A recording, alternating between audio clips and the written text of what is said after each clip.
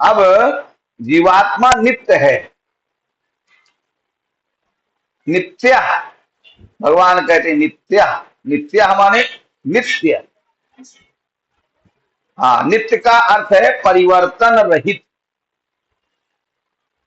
जिस प्रकार भौतिक शरीर जन्म लेने के बाद विकसित होता है, इस प्रकार का परिवर्तन जीवात्मा में नहीं होता।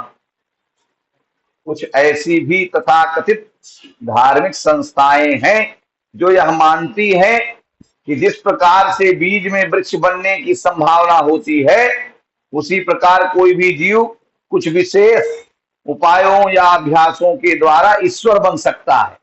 ऐसे भी तमाम दुनिया में मूर्ख संस्थाएं चलती हैं जो कहती हैं कि एक बीज अगर वृक्ष बन सकता है तो आदमी क्या भगवान नहीं बन सकता।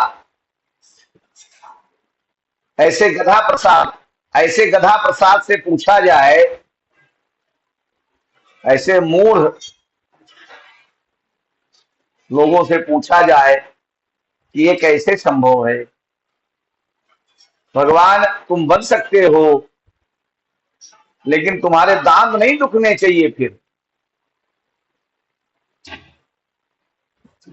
तुम बुढ़े नहीं होना चाहिए, फिर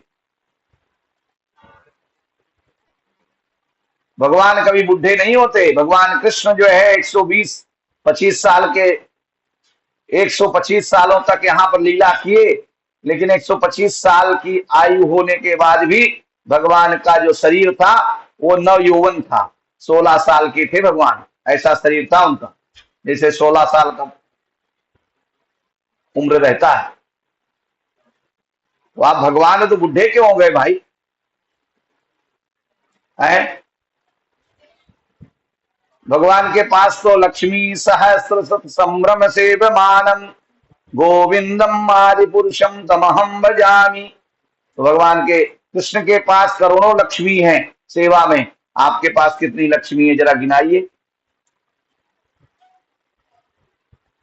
भगवान को देखकर कंदर्प कोटि कमनीय विशेष शोभम, करोड़ों कामदेव देख करके लजा जाते हैं। आपके सामने कौन लजाता है? लोग यही कहेंगे बुढ़ा है। बताइए। परंतु भगवान जीव को नित्य कहकर इस सिद्धांत का खंडन कर रहे हैं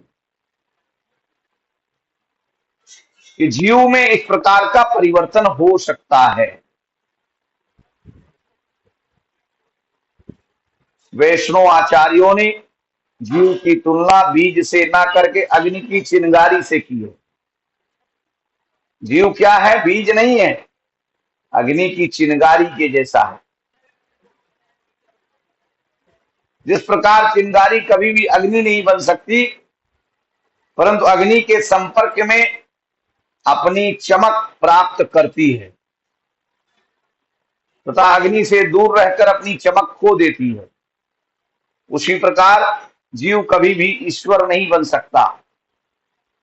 परंतु ईश्वर की सेवा में लग करके संलग्न होने से उसे अपनी थोड़ी सी क्षमता के अनुसार ईश्वरीय गुण प्राप्त होते हैं।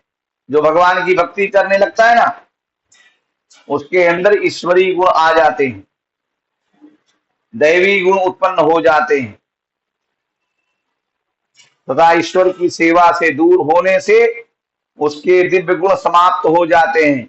आजकल लोग कितना भी पढ़ ले लिख लें, कितने भी ज्ञानी विद्वान हो जाएं, लेकिन क्या होता है बताइए? कुछ नहीं होता,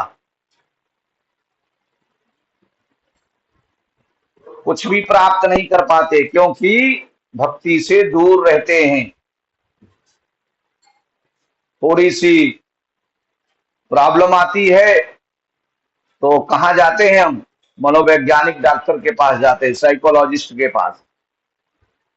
लोग कहते हैं ये डीपली जो है उसमें चला गया, किसमें,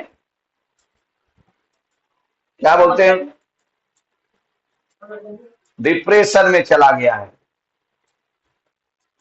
हाँ, क्यों डिप्रेशन में जाता है?